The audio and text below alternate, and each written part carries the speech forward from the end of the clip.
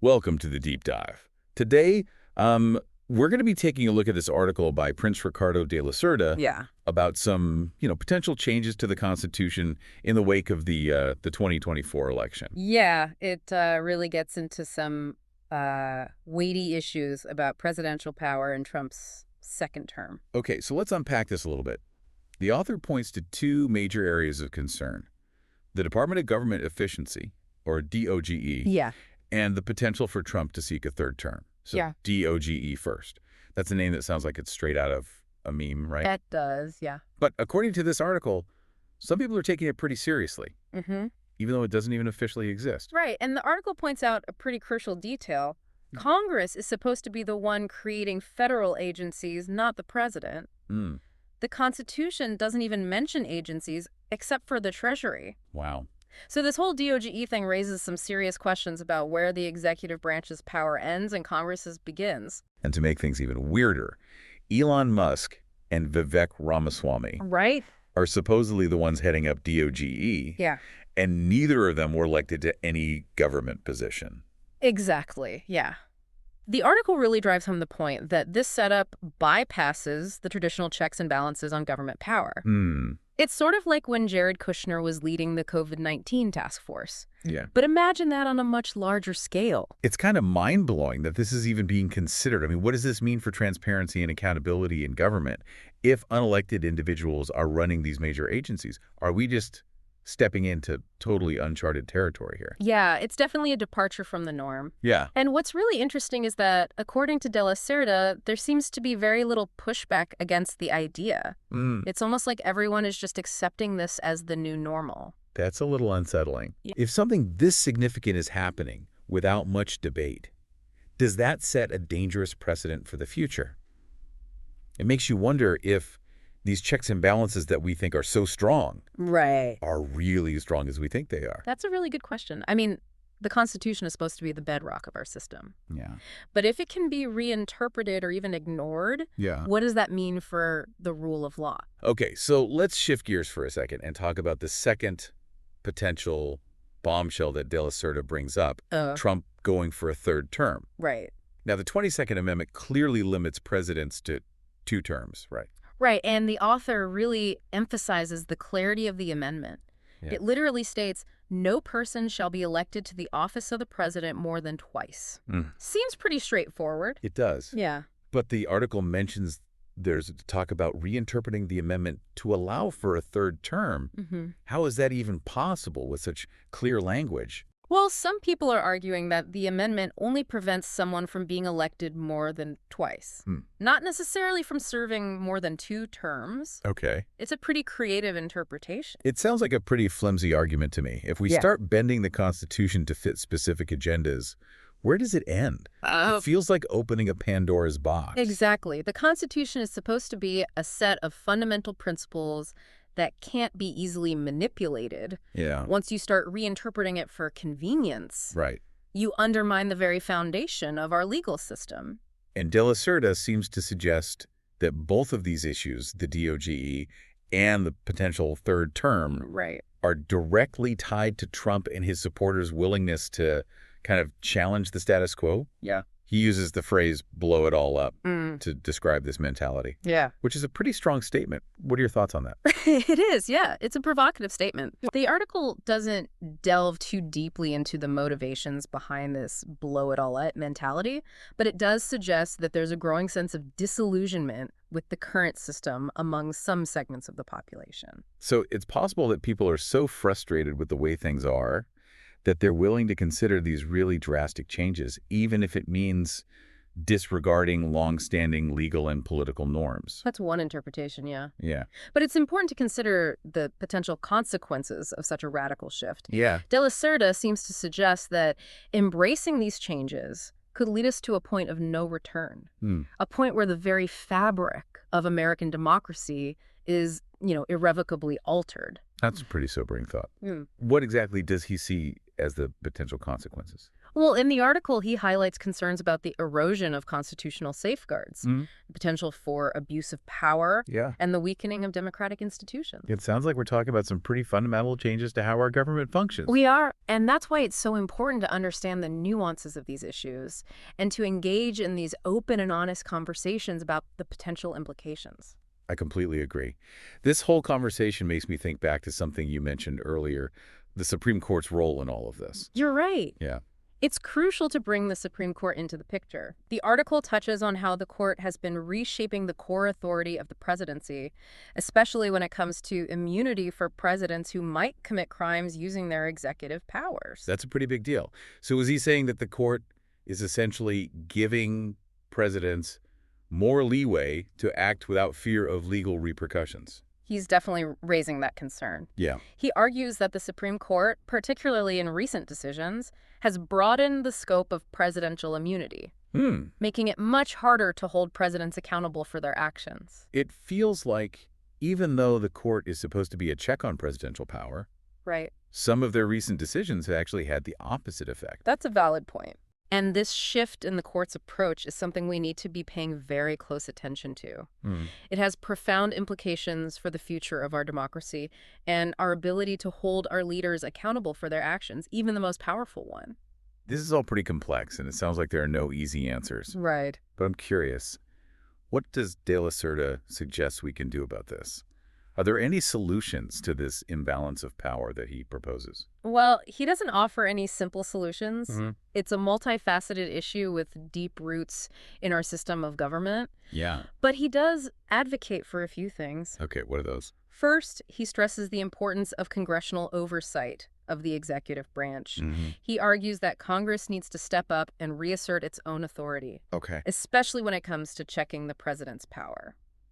So basically, Congress needs to flex its constitutional muscles a bit more, Exactly. not be afraid to push back against executive overreach. Exactly. Okay. And anything else? Yeah, he also talks about the need for reforms to the judicial system, particularly in the way Supreme Court justices are appointed. He suggests that the current system, which is heavily influenced by partisan politics, is contributing to the imbalance we're seeing. So ensuring that the court is more balanced and less likely to favor one particular ideology over another. Right. De La Cerda believes that a more ideologically diverse court would be better equipped to serve as a neutral check on presidential power, regardless of which party holds the presidency. Those seem like reasonable suggestions. Yeah. But are they enough to truly address this issue? Is there anything else that needs to be done? Well, he also stresses the importance of something we've been talking about throughout this entire deep dive. Yeah. Open and honest conversations about the role of the presidency in the 21st century. He seems to be suggesting that it's not just about legal and structural changes, but also about shifting the culture and the way we think about presidential power. Absolutely. He argues that we need a national dialogue about the balance of power, about transparency and accountability, Yeah. about the limits of executive authority in a modern democracy.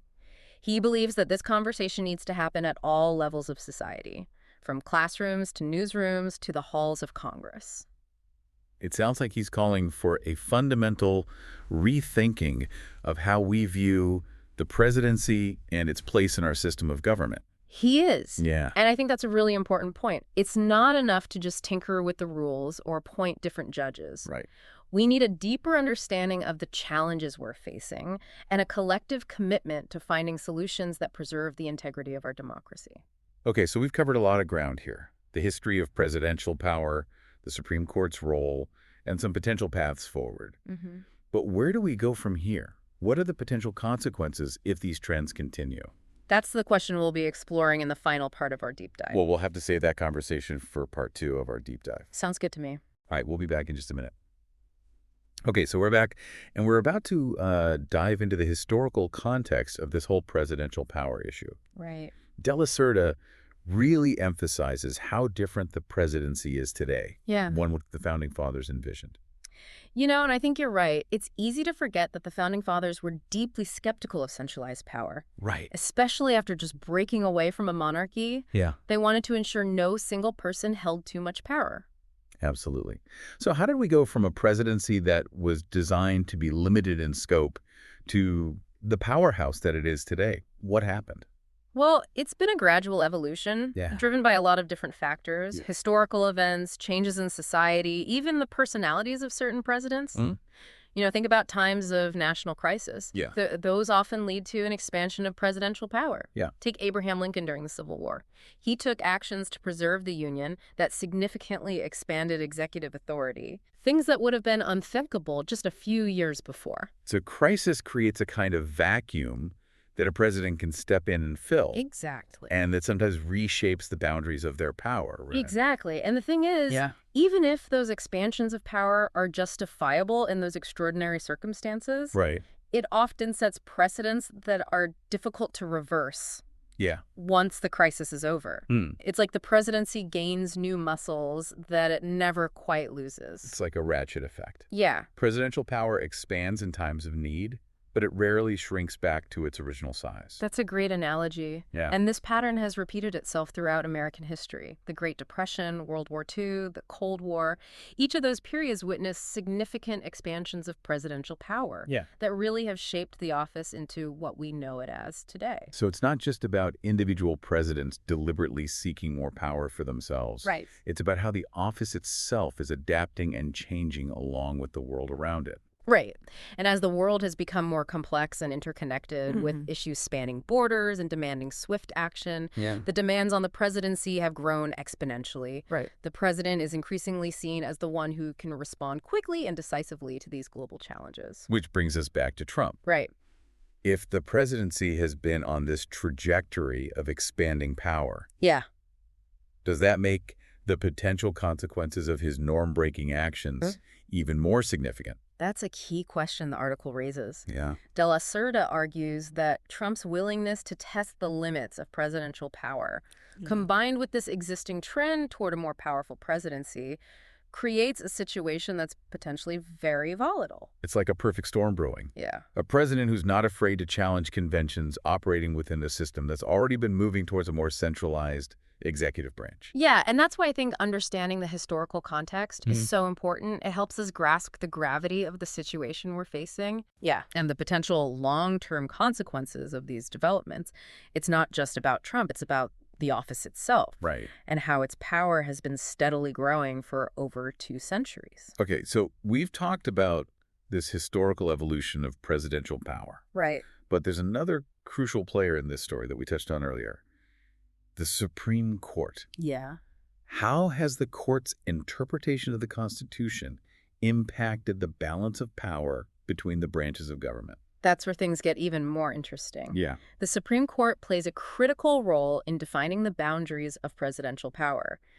Their decisions can either reinforce those boundaries or expand them, Right. depending on how they interpret the Constitution. So they're like the referees, in a way.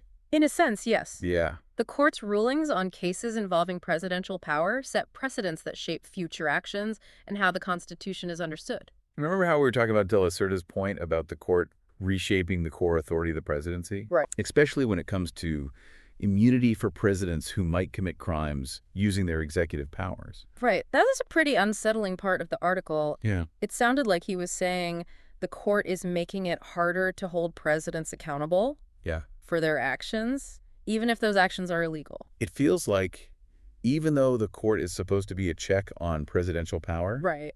some of their recent decisions have actually had the opposite effect. That's a valid point. Yeah. And this shift in the court's approach is something we need to be paying very close attention to. Right. It has profound implications for the future of our democracy and our ability to hold our leaders accountable for their actions, even the most powerful one. This is all pretty complex, and it sounds like there are no easy answers. Right. But I'm curious, what does De La Cerda suggest we can do about this? Right. Are there any solutions to this imbalance of power that he proposes? Well, he doesn't offer any simple solutions. Right. It's a multifaceted issue with deep roots in our system of government. But he does advocate for a few things. Okay, what are those? First, he stresses the importance of congressional oversight of the executive branch. He argues that Congress needs to step up and reassert its own authority, especially when it comes to checking the president's power. So basically, Congress needs to flex its constitutional muscles a bit more Exactly. and not be afraid to push back against executive overreach. Exactly. He also talks about the need for reforms to the judicial system, Yeah. particularly in the way Supreme Court justices are appointed. He suggests that the current system, which is heavily influenced by partisan politics, is contributing to the imbalance we're seeing. So ensuring that the court is more balanced and less likely to favor one particular ideology over another. Right. De la Cerda believes that a more ideologically diverse court would be better equipped to serve as a neutral check on presidential power, regardless of which party holds the presidency. Those seem like reasonable suggestions, but are they enough to truly address this issue? Is there anything else that needs to be done? Well, he also stresses the importance of something we've been talking about throughout this entire deep dive. Open and honest conversations about the role of the presidency in the 21st century. He seems to be suggesting that it's not just about legal and structural changes, but also about shifting the culture and the way we think about presidential power. Absolutely. He argues that we need a national dialogue about the balance of power, about transparency and accountability, about the limits of executive authority in a modern democracy. Yeah. He believes that this conversation needs to happen at all levels of society, from classrooms to newsrooms to the halls of Congress. It sounds like he's calling for a fundamental rethinking of how we view the presidency and its place in our system of government. He is, and I think that's a really important point. It's not enough to just tinker with the rules or appoint different judges. Right. We need a deeper understanding of the challenges we're facing and a collective commitment to finding solutions that preserve the integrity of our democracy. Okay, so we've covered a lot of ground here. The history of presidential power, the Supreme Court's role, and some potential paths forward. But where do we go from here? What are the potential consequences if these trends continue? That's the question we'll be exploring in the final part of our deep dive. Okay, sounds like things are about to get even more intense. All right, so we're back, and it's time to kind of confront the big question here. Yeah. What happens if these trends that we've been discussing, actually continue? What does it mean for the future of American democracy if the presidency keeps accumulating more and more power and the checks and balances keep weakening? Yeah. It is a little unnerving to think about. Yeah. We talked about the historical trajectory of the presidency. How certain events and even Supreme Court decisions have really expanded that executive power over time. And De La Cerda's article really emphasizes how Trump's presidency, even with all of its controversy, might have accelerated those trends in a way that we haven't seen before. Yeah, I think that's right. Right, he was willing to kind of push those boundaries further than many presidents before him. Yeah, he was definitely a norm breaker. So let's talk about the potential consequences of an unchecked presidency. Yeah. What could actually happen if these trends continue? Well, one of the biggest risks, and De La Cerda highlights this in the article, is the erosion of democratic norms and institutions. The very things that are supposed to safeguard our system, things like the peaceful transfer of power, respect for the rule of law, free and independent press, those could all start to crumble if a president's able to act with too much impunity. And we're already seeing some signs of that happening, aren't we? With, Absolutely. the increasing polarization of our politics, the spread of misinformation, the attacks on the media and the electoral process. These are all warning signs that our democratic system is under some real strain. I agree. It's almost like we're becoming desensitized to these things, Yeah. It's like we're just accepting this as the new normal. Yeah. But if we just keep going down this path, what does the end game even look like? Well, De La Cerda suggests that the worst-case scenario is a slide towards a more authoritarian form of government, where power becomes concentrated in the hands of the executive branch and individual rights and liberties are gradually eroded. So it sounds like we're talking about a potential future where the United States starts to resemble some of the countries that we see around the world, where democracy is weak or non-existent. That's the concern. A lot of people who study democracy and political systems, they warn that these trends, if they're left unchecked, can lead to a point where the very foundations of a democratic society are, irreparably damaged. It's a pretty chilling thought. So what can we even do about it? Is there any way to reverse these trends and restore the balance of power that's so crucial to a functioning democracy? Well, De La Cerda doesn't offer any sort of magic bullet solution. I don't think anyone really does. It's a complex problem that really requires a multi-pronged approach. Yeah. But he does emphasize a few key things in the article. Okay, what are those? Well, first, he talks about the need for a renewed commitment to democratic principles and institutions. It's about reminding ourselves why these things matter, Yeah. why they're worth fighting for. And that starts with education, right? Making sure that people understand how our government works, how these different branches are supposed to balance each other out, and why those checks and balances are so essential to preventing abuse of power. Absolutely. And it also means being informed and engaged citizens, staying aware of what's happening in our government, and being willing to speak out against injustice or overreach of power, no matter who's in It's office. not just about voting every few years. Right. It's about being active participants in our democracy on an ongoing basis. Right. Contacting our elected officials, holding them accountable for their decisions, supporting organizations that are working to protect our democratic values. He seems to be suggesting that we can't just rely on the system to fix itself. Mm. We have to be the ones who are actively safeguarding it. Exactly. And it's not going to be easy. It takes effort, it takes vigilance, and it takes a willingness to stand up for what we believe in, even when it's difficult. And it also requires a sense of unity, doesn't it? Because he talks about the dangers of division and polarization, how those things can be exploited by those who are seeking to undermine democracy. That's right. We need to find ways to, bridge those divides and come together as a society around a shared commitment to those democratic principles. It's about remembering that we're all in this together. Yeah. And that the future of our democracy depends on our collective willingness to defend it. I agree. He makes a really powerful point at the end of the article. Yeah. And I think it's worth quoting directly. He says, "The American experiment, like all experiments, is ongoing. It requires constant tending, constant vigilance, and a willingness to adapt to changing circumstances. The future is not predetermined.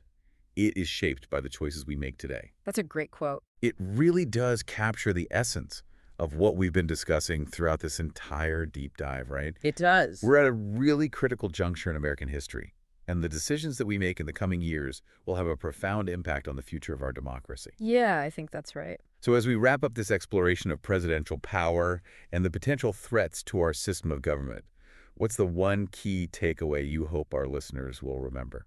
I think the most important message is that democracy is not a spectator sport.